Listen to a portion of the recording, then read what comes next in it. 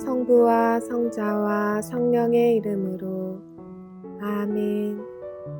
하늘과 땅을 만드시고 사람을 귀하게 지으신 하느님 아버지, 예수 그리스도를 저희에게 보내주시어 하느님을 아버지라 부르게 하시니 찬미 받으소서. 살아있고 힘이 있는 말씀으로 주님께서 친히 저희에게 사랑을 알려주시고 삶의 뜻을 깨우쳐 주시니 감사하나이다. 참으로 좋으신 하느님 아버지, 저희가 성경을 멀리하고 그 가르침을 알면서도 실행하지 못하였으니 성령의 능력으로 저희 영을 새롭게 하시어 성경을 가까이 하며 예수 그리스도와 이웃을 더욱 잘 알게 하여 주소서. 저희 구원을 간절히 바라시는 하느님 아버지, 저희가 성경을 생명의 말씀으로 받아들여 믿고 기도하고 살며 선포하게 하시고 언제나 예수 그리스도를 통하여 성령으로 하나 되어 아버지께 나아가게 하소서. 우리 주 그리스도를 통하여 비나이다. 아멘. 성부와 성자와 성령의 이름으로 아멘. 열린 성경 강좌에 오신 여러분 환영합니다.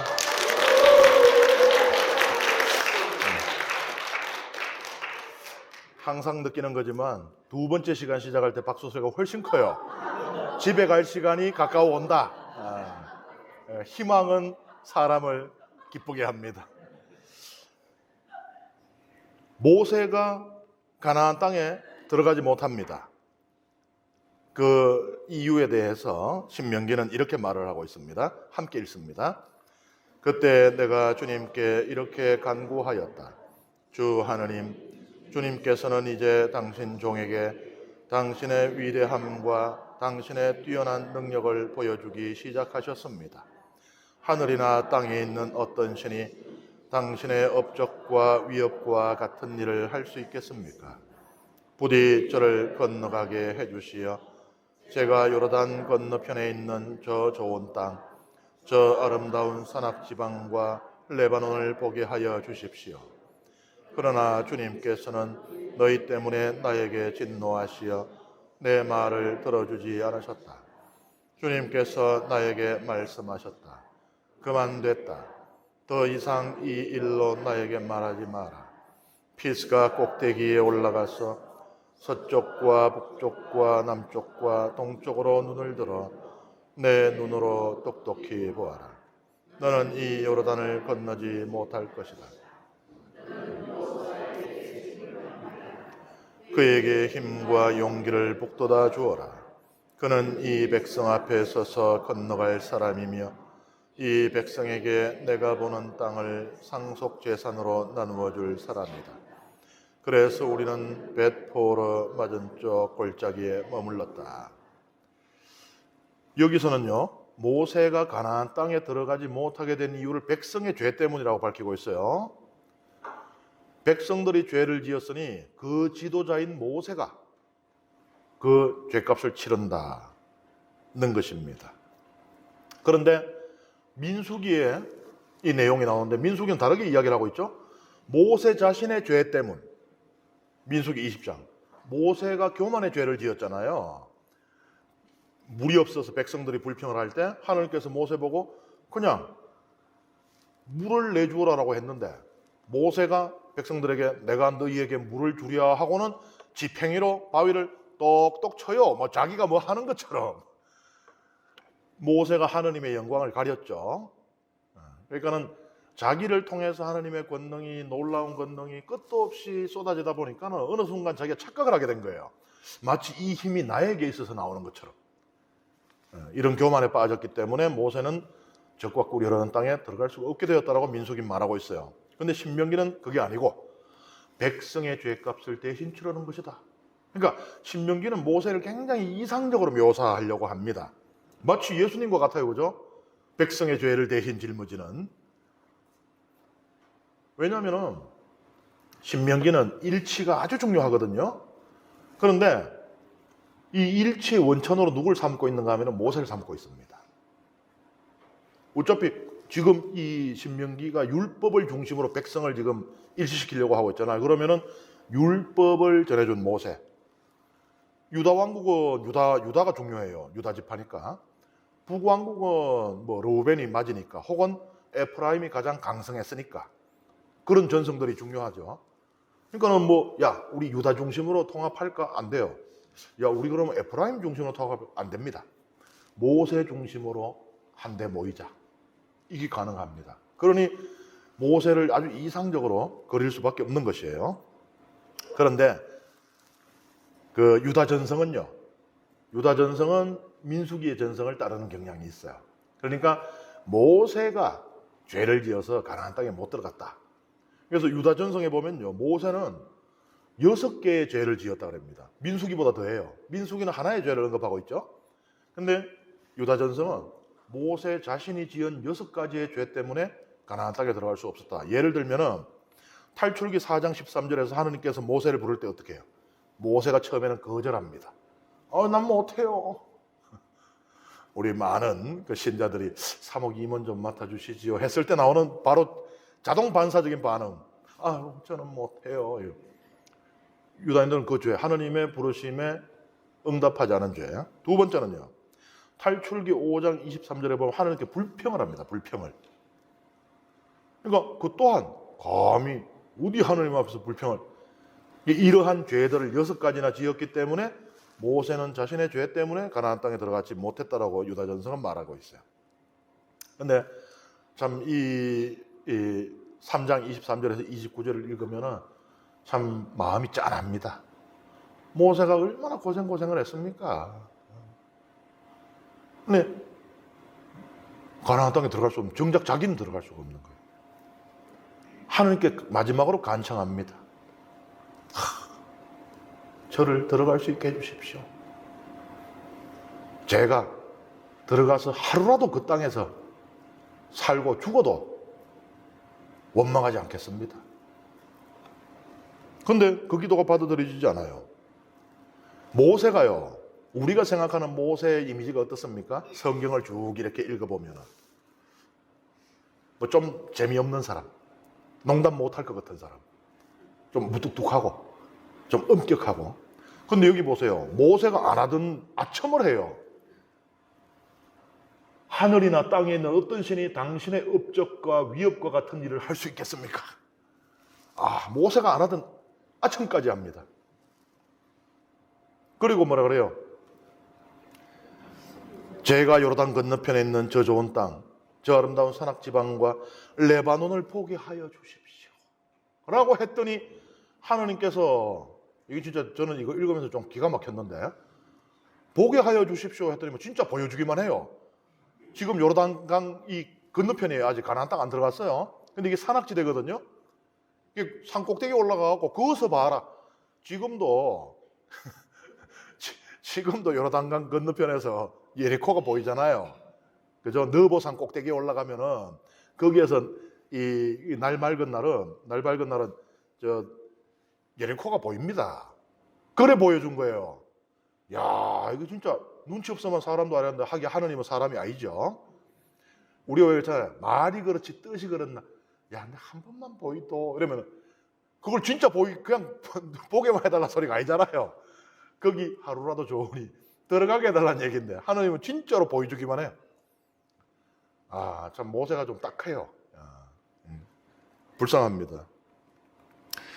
근데 진짜 충격적인 것은 예수님께서 거룩한 산, 우리가 타보로 산이라고 믿고 있는 그 산에서 거룩하게 변모하실 때 구약 전체를 대표하는 두 인물 가운데 하나가 모세였단 말이에요. 이스라엘 역사상 가장 위대한 인물이라고 볼 수 있을 겁니다. 그런데 이 모세가 기도했는데도 안 들어져요. 그럼 어떻습니까? 소피아가 하는 기도는 이제 들어질까요? 모세 기도도 안 들어주시는데? 이 큰일 났어요, 이거. 보통 문제가 아닙니다, 이거. 충격적이지요?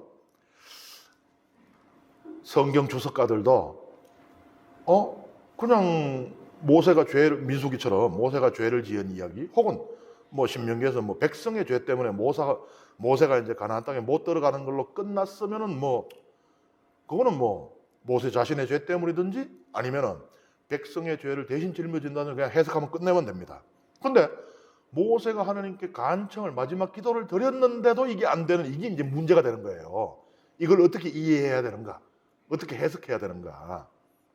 그래서 뭐 주석가들은 뭐 모세에게서 예수 그리스도의 이해할 수 없는 고통을 뭐 찾기도 하고 뭐 여러 가지로 해석을 시도를 해왔습니다.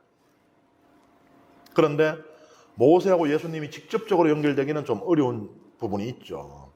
첫 번째로 모세는 예수님처럼 다른 사람을 위해서 스스로의 의지로 죽은 게 아니에요. 요르단강 건너편에서.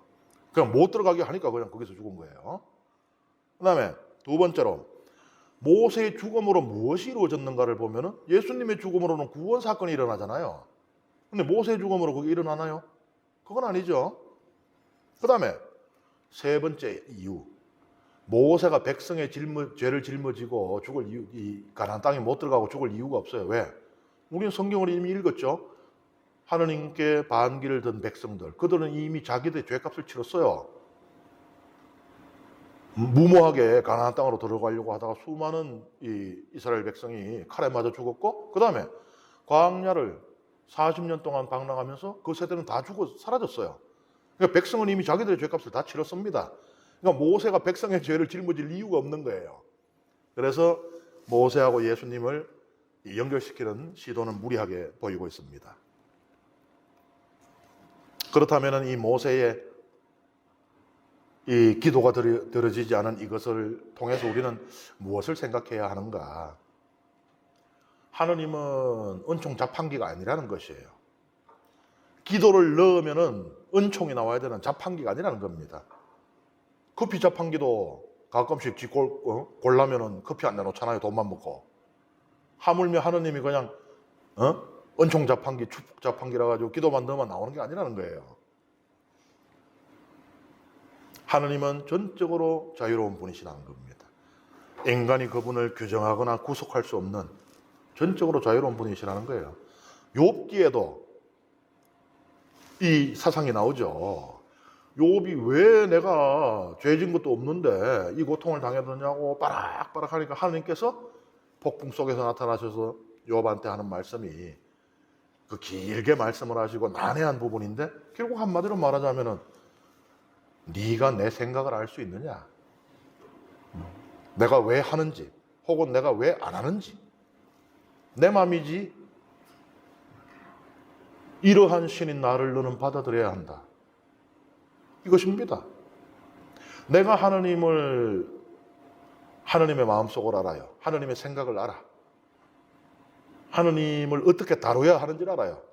하느님은 재물 중에 그 송아지 오른쪽 뒷다리를 좋아하시고, 내가 하느님을 다 알고 있으면은 그럼 내가 하느님이죠.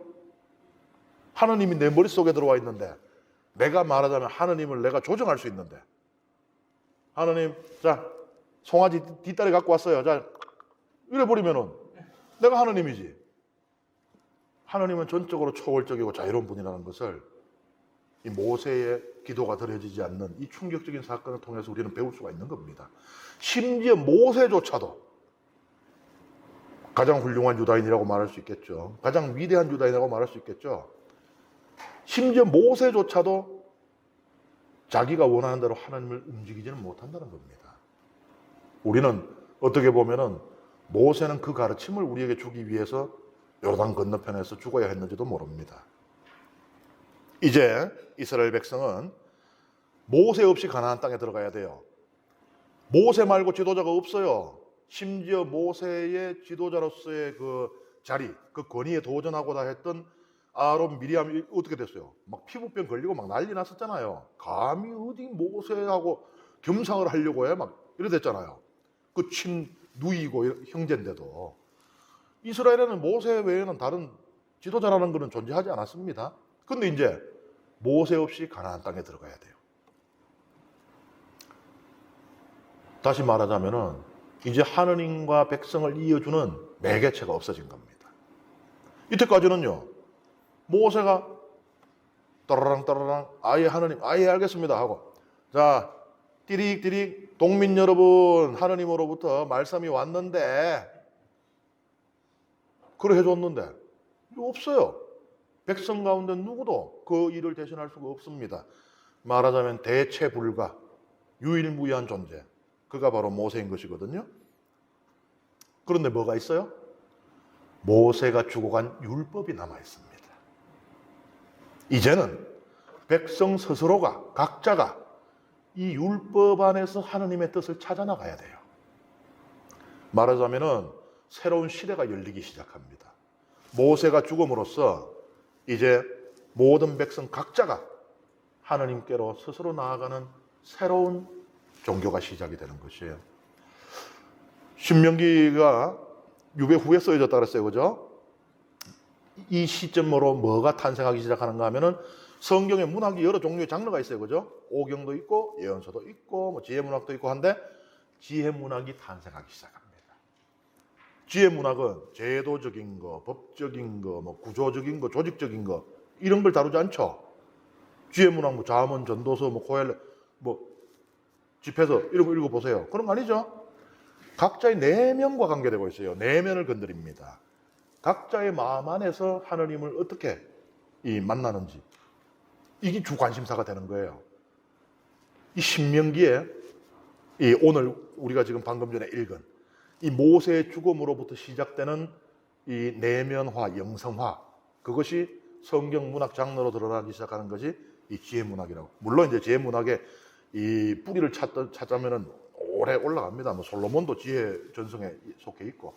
하지만 적어도 본격적인 의미로서의 지혜문학의 이 본물이 터지는 이 시기하고 맞물려 있다는 거예요. 그러니까 신명기는 지혜문학하고도 연결이 되는 겁니다. 그 다음에 이제 법적인 신명기니까 3장 끝났어요. 역사적인 얘기 3장까지 한다 그랬죠? 이제 역사적인 얘기 다 했고 이제는 신명기니까 율법 이야기를 해야죠. 4장 1절부터 함께 읽습니다. 이스라엘아, 이제 내가 너희에게 실천하라고 가르쳐주는 규정과 법규들을 잘 들어라. 그래야 너희가 살 수 있고 주 너희 조상들의 하느님께서 너희에게 주시는 땅에 들어가 그곳을 차지할 것이다. 내가 너희에게 명령하는 말에 무엇을 보태서도 안 되고 빼서도 안 된다. 너희는 내가 너희에게 내리는 주 너희 하느님의 명령을 지켜야 한다. 너희는 주님께서 바알포로에서 하신 일을 두 눈으로 보았다. 주 너희 하느님께서는 포로의 바알신을 따라간 사람들을 너희 가운데서 모두 멸망시키셨다. 그러나 주 너희 하느님께 충실하였던 너희는 오늘 모두 살아있다. 보아라, 너희가 들어가 차지하게 될 땅에서 그대로 실천하도록 나는 주 나의 하느님께서 나에게 명령하신 대로 규정과 법규들을 너희에게 가르쳐 주었다. 너희는 그것들을 잘 지키고 실천하여라. 그리하면 민족들이 너희의 지혜와 설기를 보게 될 것이다. 그들은 이 모든 규정을 듣고 이 위대한 민족은 정말 지혜롭고 슬기로운 백성이구나 하고 말할 것이다. 우리가 부를 때마다 가까이 계셔 주시는 주 우리 하느님 같은 신을 모신 위대한 민족이 또 어디에 있느냐. 또한 내가 오늘 너희 앞에 내놓는 이 모든 율법처럼 올바른 규정과 법규들을 가진 위대한 민족이 또 어디에 있느냐. 너희는 오로지 조심하고 단단히 정신을 차려 너희가 두 눈으로 본 것들을 잊지 않도록 하여라. 그것들이 평생 너희 마음에서 떠나지 않게 하여라. 또한 자자손손에게 그것들을 알려주어라. 1절에 보면은 규정과 법규가 나오죠. 규정은 히브리어로 후카입니다. 후카. 법규는 미슈파트예요. 근데 성경에서 이 둘이 종종 동의어로 사용되고 쌍으로 붙어가 나와요. 그러니까 후카하고 미슈파트 이렇게. 그래서 성경 읽어보면 규정과 법규 이렇게 자꾸 나오는 거예요. 그 비슷한 것을 반복할 때는 강조되는 효과가 있어요. 그러니까 거룩하시도다도 한 번 안 하고 거룩하시도다. 이 3번을 하는 거예요. 지극히 거룩하다는 거죠. 예, 강조되는 효과가 있습니다. 이 규정 혹은 법규, 이것을 강조하는 이유는 이것을 통해서 하느님과 맺은 계약을 준수한다는 거예요. 그러니까 율법을 따르는 것이 하느님과 계약을 유지하는 이 조건이고, 다시 말하자면 하느님과 계약이 존재하는 한 적과 꿀이 흐르는 가나안 땅에 머물 수가 있게 되는 겁니다. 이스라엘 백성이 그것을 그만두었을 때 어떻게 돼요? 그 땅에 못 살게 되잖아요. 바빌론 유배.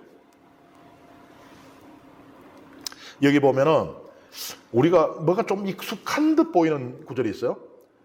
내가 너희에게 명령하는 말에 무엇을 보태서도 안 되고 빼서도 안 된다. 뭐 안 떠올라요? 이게 누구 말씀 떠오르잖아요. 예수님 말씀. 율법은 1.1획도 사라지지 않을 것이다. 마태복음 5장 18절이지요. 이게 사실은 뭐 이 신명기에만 나오거나 또는 예수님만의 표현이 아니고 고대 근동의 법적인 문서들에 이런 양식들이 등장을 해요. 그러니까 예를 들어가지고 저하고 회장님하고 계약을 맺었는데 계약서를 내 모르게 싹 꽂혔어요. 공을 한 2개 더 갖다 붙이고 그러면 우회돼요. 이거 난리 나죠, 이거. 손대면 안 되는 겁니다, 이거. 법적인 문서는, 그죠? 그러면 어떻게 돼요? 공문서 위조죄, 뭐 이런 걸로, 이제 잡혀 들어가는 거예요. 예를 들면요, 아시리아의 한 문서에는 그러니까 그 법적인 문서에 이제 그 부록처럼 뭐가 쓰여 있는가 하면은 이 문서를 수정하거나 불에 태우거나 물에 집어넣거나 땅에 묻는 행위를 해서는 안 된다라고 딱 명시해 놨어요. 그러니까는 신명기도 그러한 영향을 받아요. 그러니까는 보태거나 빼서는 안 된다. 이게 이미 신명기가 쓰여지기 전에 수천 년 전부터 고대 근동에서는 중요한 법적인 문서들에 이게 포함되어 있던 내용인 것이에요. 그런데 여기서 우리가 그러면은 한자도 손대지 마라 그러면은 이 율법 이걸 우리가 어떻게 받아들이고 어떻게 실천해야 되지? 우리가 지금 구약의 율법들을 다 실천할 수 있나요? 세상이 완전히 다른데 자구에 관한 말씀이 아니라는 거예요. 글자 한자 그 자구에 관한 말씀이 아니라는 것이에요. 하느님의 율법의 완전함, 그러니까 율법이 완전하니까 손대서는 안 된다는 건데 그 율법의 완전함은 그 글자 한자가 아니고 그 안에 담긴 정신에 있다는 겁니다. 그 율법에 담긴 정신, 다시 말하자면은 율법을 통하여 이 세상에 구현하고자 하는 하느님의 뜻, 그게 완전하다는 거예요.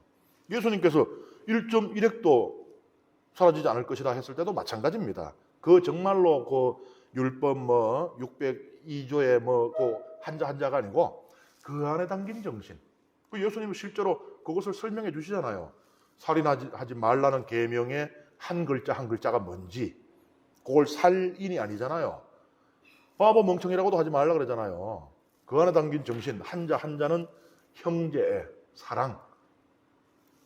그거라는 거예요. 그래서 율법에 쓰여진 그대로의 한자가 아니라는 것이 그렇게 이해를 해야 된다는 것이죠. 그리고 신명기는 이 율법이 이스라엘 백성하고 다른 백성을 구별하는 표지가 된다고 이야기합니다.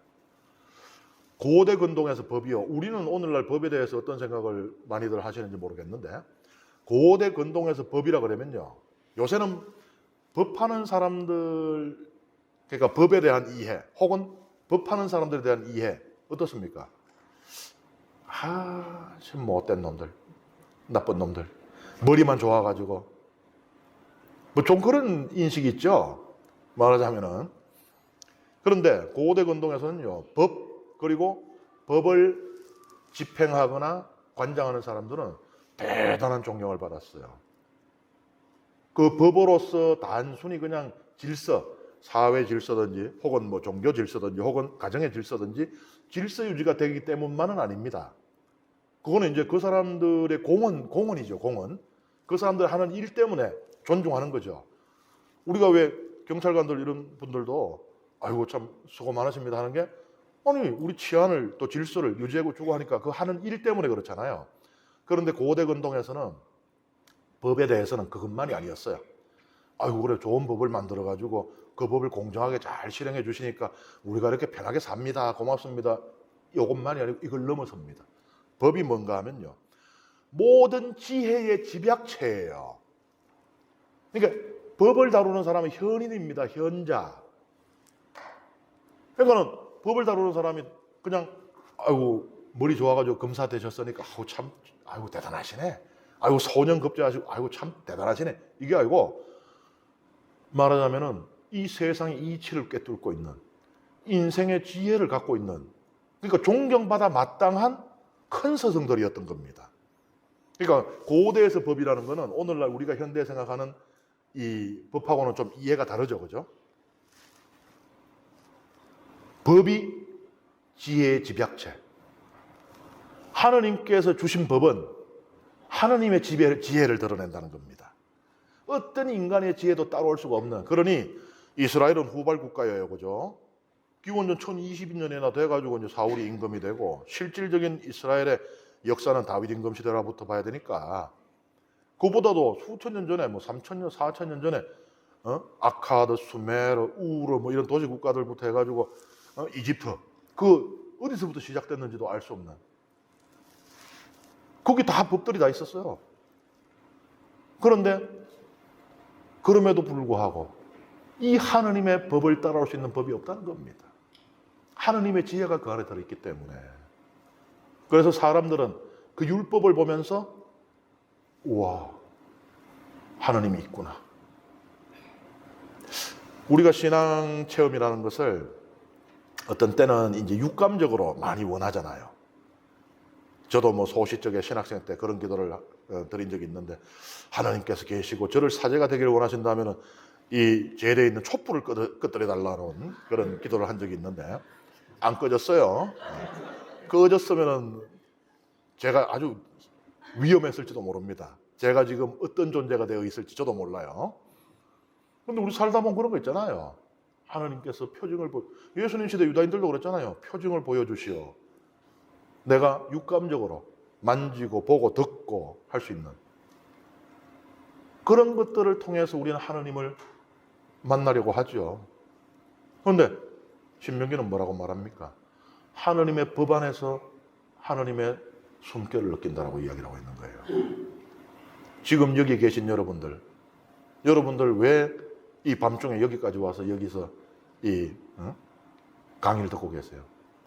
여러분들이 바로 그 체험을 하고 있기 때문입니다. 성경 안에서 하느님을 만나고 느끼고 있기 때문에 지금 여기 있는 거예요. 그러니까 신명기 말씀이 진실이라는 것을 여러분들 스스로가 정언하고 있는 정인들인 겁니다. 그런 것이에요. 유다인들에게 율법이 그러하고 우리에게 성경이 그렇습니다. 그래서 우리는 뭐 미사 때 성체만 받아 모시면 안 되나? 예수님 몸이 직접 내 안으로 들어가는데, 그럼에도 불구하고 우리는 2000년 동안 이 성경을 포기하지 않고 있어요. 세상 마지막 날까지 성경은 1.1획도 사라지지 않을 겁니다. 거기 사라지려면 아무도 읽지 않으면 사라지는 것이거든요. 책을 이 강의실 가득 쌓아놓는다 하더라도 아무도 읽지 않으면 그건 없는 거하고 같아요.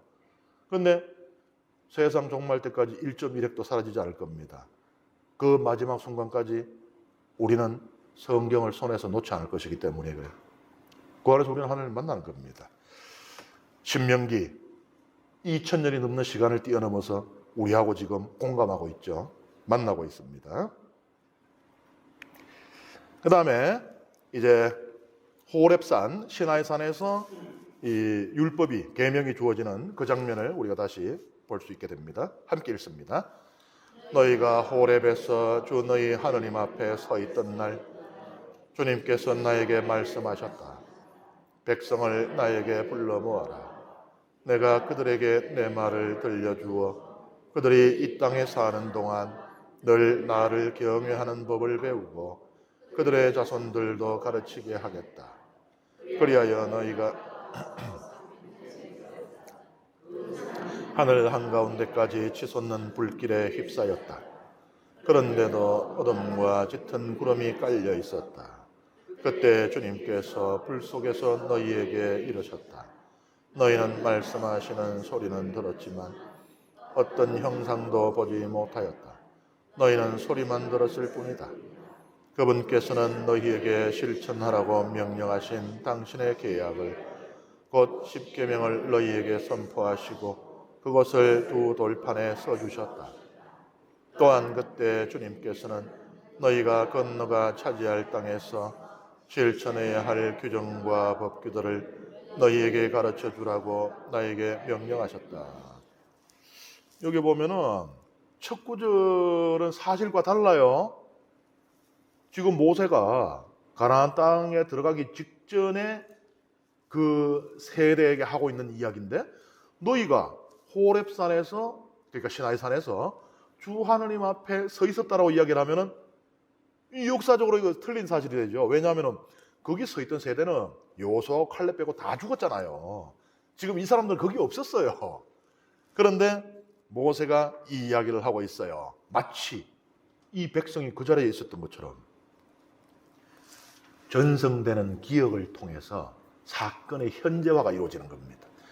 나는 시나이산에 가본 일도 없어요. 하지만 우리 아버지, 우리 할아버지가 아침에 눈 뜨면 그 이야기 해주고 저녁에 잠자기 전에 할아버지 옛날 이야기 해줘 하면은 무릎에 앉혀놓고 그 이야기하고 밥 먹을 때도 그 이야기하고 생생한 기억 속에서 마치 내가 시나이산 앞에 서 있는 것과 같은 겁니다. 현재화 이루어지는 것이에요. 우리는 미사 때 이것을 체험하고 있죠. 예수님의 마지막 만찬, 그것이 미사 때 재현되고 있잖아요. 특히 이제 얼마 남지 않은 성모교일 주님 만찬 미사에서 예수님께서 제자들의 발을 씻어주시는 그 예식과 또 예수님께서 성차성사를 세우시는 그 예식, 그것을 통해서 우리는 마치 2000년 전 그 자리에 있는 것과 같은 걸 느끼는 거예요. 그래서 발 씻기는 교우들 가운데 눈물을 흘리는 이들이 있고, 그날 영성체를 하는데 어제도 영성체 했고 지난주일도 했는데도 그 영성체가 나에게 특별하게 다가올 수 있는 겁니다. 기억을 통한 사건의 현재화, 이것인 것이에요. 그러니까 백성은요, 지금 시나이산 근처에도 가본 적이 없고 수십 년 전 한 번 일어났던 일이지만은 모세의 말을 듣는 이 순간 자신들의 눈앞에서 그 산을 불태울 듯이 치솟아오르는 불길을 느낄 수가 있었을 겁니다. 그리고 보면은 하느님께서 십계명을 두 돌판에 써주셨다. 그러니까 우리가 이제 십계명 보면은 뭐 영화나 또는 그림이나 뭐 이러고 십계명 꼭 돌판 두 개 나오는 게 여기 이제 돌판을 이제 갖고 있다 그러니까. 그래서 이제 뭐 한쪽에 계명 5개, 다른 쪽에 5개로 보기도 하고, 혹은 계명이 크게 나눠지잖아요. 하나님과 관계된 계명, 사람과 관계된 계명 나눠지죠. 그래서 이쪽에는 하나님과 관계된 계명만, 이쪽에는 사람과 관계된 계명만, 뭐 이렇게 나누기도 하고 뭐 하는데, 어쨌든 이거는 하느님이 마치 사람처럼, 이걸 전문용어로 신인동형론적이다라고 그래요. 그러니까 신이 마치 인간인 것처럼 몸도 있고 뭐 막, 그러니까는 돌판을 깎아가지고 거기다가 이제 그 위에 쓰는 거예요. 하나님이 오늘 글자 좀 되네 이러면서 이제 쓰는 거예요. 마치 사람이 하는 것처럼. 사실 이건 종교적으로 위험할 수 있는 것이죠. 우상화의 위험이 여기에 도사리고 있단 말이에요. 그런데도 불구하고 신명기는 왜 굳이, 그리고 제가 말씀드렸지만 신명기는 특별히 하나님의 초월성에 대해서 아주 강조를 하고 있거든요. 그런데도 불구하고 왜 굳이 이 오해할 수 있는 여지가 있는 이런 표현을 쓸까? 하나님께서 두 돌판에 친히 써주셨다. 왜 이런 표현을 쓸까? 율법이 모세가 만든 게 아니라는 걸 강조하는 겁니다. 하나님께서 주신 법이라는 것을 이렇게 강조하고 있는 거예요. 그래, 이것도 하나님이 돌판에 글자를 썼다고? 여기에 집착하는 순간 끝도 없는 나락으로 떨어지는 거예요. 이 빠져나올 수 없는 너퍼로 떨어지는 겁니다. 거기에 집착하면 안 되고, 신명기는 이러한 표현을 통해서 율법은 하나님께서 주신 것이구나 라는 사실을 강조하고 있다고 이해를 하시면 됩니다. 그리고 오해할까 봐 바로 이어지는 구절이 하나님의 초월성에, 그러니까 성경은 이 치밀하게 구성이 되어 있어요. 방금 전에 지금 하나님이 돌판에 손을 썼다면 하나님하고 그럼 나 겸상도 되나? 뭐 이럴 수 있잖아요. 그럴까봐 바로 이어서 하나님의 초월성을 강조하는 성경 말씀이 이어집니다. 함께 읽습니다. 주님께서 호렙산 불 속에서 너희에게 말씀하시던 날 너희는 어떤 형상도 보지 못하였으니 매우 조심하여 남자의 모습이든 여자의 모습이든 어떤 형상으로도 우상을 만들어 타락하지 않도록 하여라. 땅 위에 있는 어떤 짐승의 형상이나 하늘을 날아다니는 어떤 새의 형상이나 땅 위를 기어다니는 어떤 것의 형상이나 땅 아래 물속에 있는 어떤 물고기의 형상으로도 우상을 만들어서는 안 된다. 너희는 하늘로 눈을 들어 해나 달이나 별 같은 어떤 천체를 보고 유혹을 받아 그것들에게 경배하고 그것들을 섬겨서는 안 된다. 그것들은 주 너희 하나님께서 온 하늘 아래에 있는 다른 모든 민족들에게 주신 몫이다. 그러나 너희는 주님께서 도가니 곧 이집트에서 이끌어내셔서 오늘 이처럼 당신의 소유로 삼으신 백성이다. 주님께서는 너희 때문에 나에게 진노하시어 내가 요르단을 건너지 못하고 주 너희 하나님께서 너희에게 상속재산으로 주시는 저 좋은 땅에 들어가지 못한다고 맹세하셨다. 그래서 나는 요르단을 건너지 못하고 이 땅에서 죽겠지만 너희는 건너가서 저 좋은 땅을 차지할 것이다. 너희는 주 너희 하나님께서 너희와 맺으신 계약을 잊지 않도록 조심하고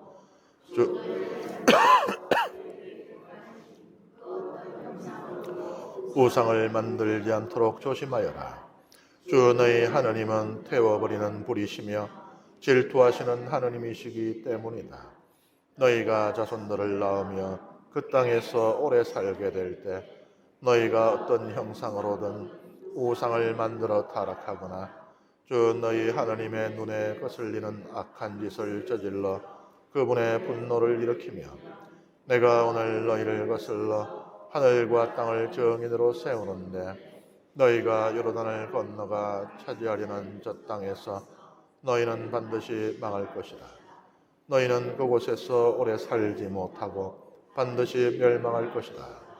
주님께서 너희를 다른 민족들 사이에 흩어버리실 것이며 주님께서 너희를 쫓아보내실 그곳 백성들 가운데에서 살아남을 사람이 얼마 되지 않을 것이다.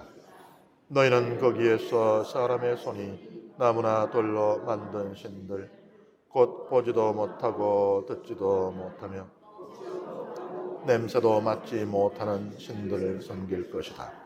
거기에서 너희는 주 너희 하나님을 찾게 될 것이다. 너희가 마음을 다하고 목숨을 다하여 그분을 찾으면 만나 뵐 것이다.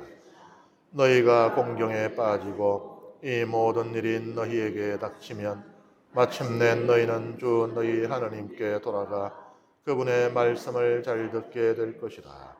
주 너희 하나님께서는 자비하신 하나님이시기 때문에 너희를 버리지도 파멸시키지도 않으실 것이며 너희 조상들에게 맹세하신 계약도 잊지 않으실 것이다. 하나님은 볼 수 없는 분이라는 것을 강조합니다. 심지어 하나님과 가장 가까이 있었던 모세가 하나님께 당신 얼굴을 뵙게 해주십시오 했을 때 하나님께서 뭐라 그러십니까? 인간은 누구도 내 얼굴을 볼 수 없다. 나를 보면 죽어야 한다. 못 본다는 이야기거든요. 그러니 사람이 이 세상에 인간이든 동물이든 어떤 형상이든 본따서 만들어 놓고 하나님이라고 주장해서는 안 된다는 겁니다. 볼 수 없는 하나님을 볼 수 있는 형상으로 만드는 자체가 우상숭배라는 것이에요. 여기 보면은 이 재밌어요. 이 민족들마다 종교성이 조금씩 다른데 왼쪽은 이집트의 호루스 신이거든요. 얼굴이 어떻습니까? 새 얼굴이죠. 독수리. 이집트의 신들을 쭉 널어놓으면요. 이게 그 동물원이 따로 없어요. 그런데 가나안은요. 뭐 바알이든지 아세라든지 뭐 이슈타르든지 보면은 전부 다 사람의 형상을 본따서 만들어요. 그러니까는 이집트인들은 동물들의 뛰어남을 의식했던 거예요. 우리는 독수리만큼 아예 날 수가 없고 독수리만큼 높이 날 수가 없죠. 그 다음에 뭐 이 사자처럼 빨리 달릴 수도 없고 뭐 그런 것 이제 동물들이 인간보다 우월한 면들이 있을 거 아니에요. 그런 면들을 주목한 겁니다. 근데 가나안 땅에서는 뭐 그렇게 이 나일강에 뭐 악어 이런 것도 없고요. 가나안에서는 그렇게 인간을 위협할 만한 뭐 큰 동물적인 그런 위험도 잘 없어요. 인간이 말하자면은 이 만물의 형상, 인간이 가장 우월합니다. 그러니까 인간의 형상을 본따서 신이라는 존재를 표현하는 거예요. 이렇게 이제 자기들이 그 처해 있는 환경, 그거에 따라서 이제 종교성이 달라지고 종교성이 달라지니까 각자 만들어내는 신상이 달라지는 것이에요. 그래서 오른쪽은 바알상입니다. 왼쪽은 호루스 신이고요. 근데 신명기는요, 이 세상에 있는 그 무엇으로도 하나님을 표현할 수 없다는 거예요. 아니, 하나님이 이 세상의 유일한 창조주신데 하나님이 피조물 가운데 하나로 표현될 수 있는 것은 아니잖아요. 이게 야훼 종교와 다른 이방 종교들과의 근본적인 차이라는 것이에요. 그리고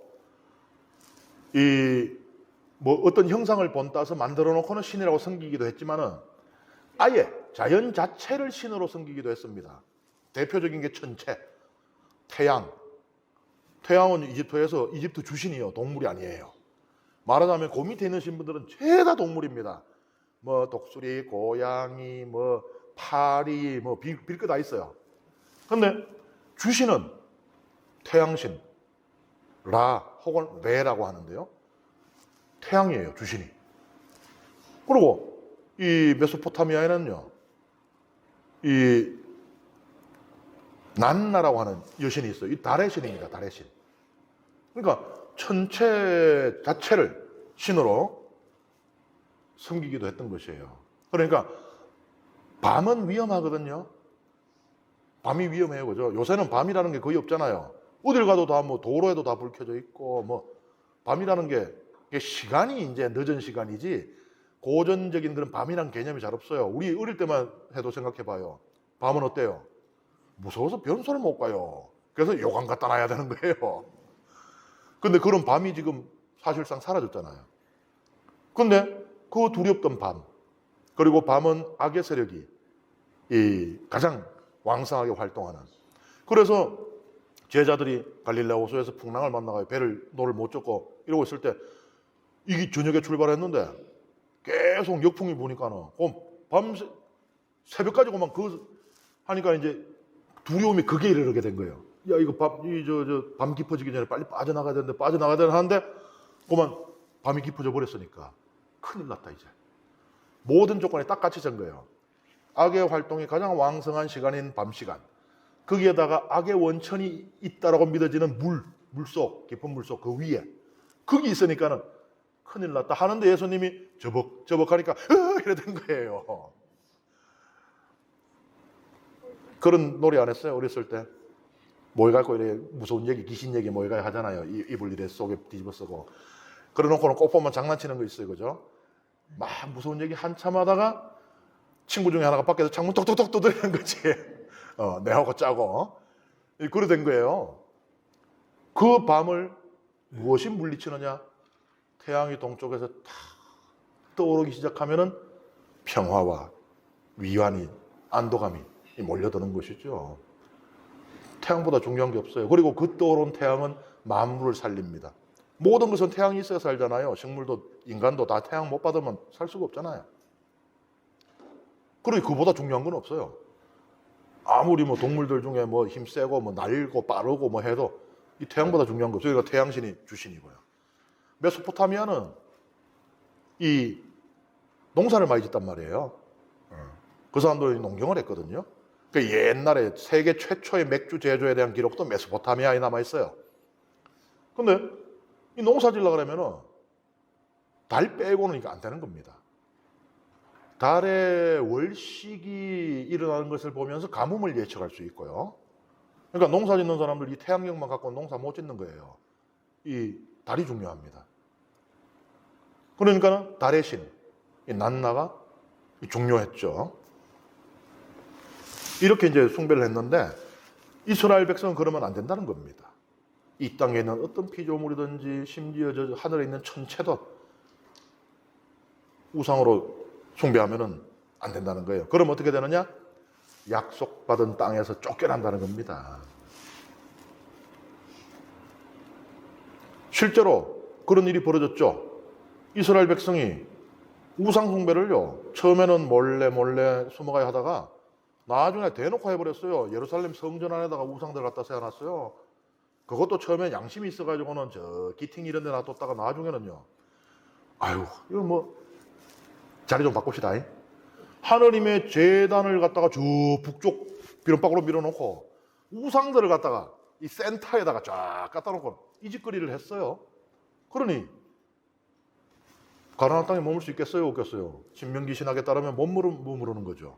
그게 나라의 몰락과 유배가 되는 겁니다. 그 일이 일어난 것이죠. 그런데 신명기는 그럼에도 불구하고 하느님께서는 이 백성을 버리지 않는다고 말해요. 하느님은 자비하시니 버리지 않는다고. 이 백성이 회개하면 다시 받아들이신다는 것입니다. 그리고 계약이 신하의 계약만 있는 게 아니잖아요.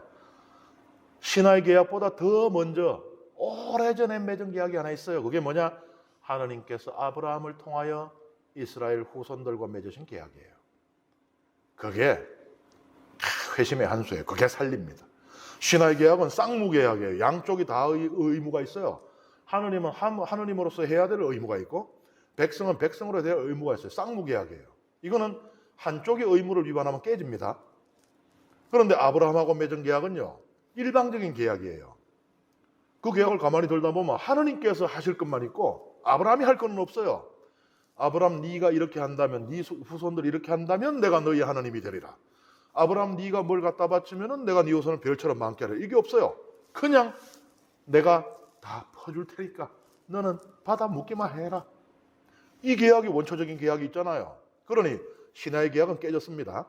그래서 그 깨진 계약의 대가로 왕국의 멸망과 유배가 일어났어요. 하지만 이 계약은 아직도 살아있어요, 이게.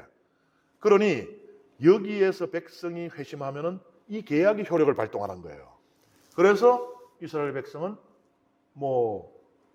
한 반세기 정도의 유배 생활을 끝내고 다시 약속된 땅으로 돌아올 수가 있게 되는 것이죠. 이것이 신명기의 역사 해석이에요. 신명기는요, 이 세상에 우연한 일이 없고 또 하느님과 관계없이 일어나는 일은 없다라고 보고 있습니다. 나라가 망하고 유배를 간 것이 우연히 일어난 일도 아니고 하느님께서 무능했다는 표시도 아니고 또 하느님께서 계시지 않거나 또는 당신 백성을 완전히 버렸다는 뜻이 아니라는 거예요. 북이스라엘을 멸망시킨 아시리아, 남유다 왕국을 멸망시킨 바빌로니아는 하느님의 뜻을 실행하는 도구였다는 겁니다. 이게 신명기의 역사에 대한 해석이에요. 그런데 이거는 신명기 이야기고 오늘 강의를 마치면서 깔끔하게 끝내면 좋겠지만 제가 여러분에게 화두를 던져주게 되는 것 같아서 조금 미안합니다. 우리가 살아가면서 체험하는 바에 따르면 이게 만능의 해답이 되나요? 모든 문제에 대해서? 나에게 일어나는 일들이 우연도 아니고 하느님의 무능함도 아니고 하느님의 부재도 아니고 그냥 내 죄 때문에 벌어지는 일이라는 이것을 받아들이기가 쉬운가요? 옆에 있는 사람에게는 일어나지 않는 사고, 사건이 나에게 일어나고 예기치 못했던 불행이 나를 찾아올 때 하나님께서 이 불행을 통해서 또는 저 사람을 통해서 죄를 지은 나보고 회개하라고 하는구나 라는 마음이 쉽사리 드나요? 그럼 어떻게 해야 돼요? 신명기는 그렇다는데 성경은 신명기만 있는 게 아닙니다. 제 박사 논문의 주제인 욥기를 읽어보시기를 권장드립니다. 오늘 강의는 여기서 마치겠습니다. 감사합니다.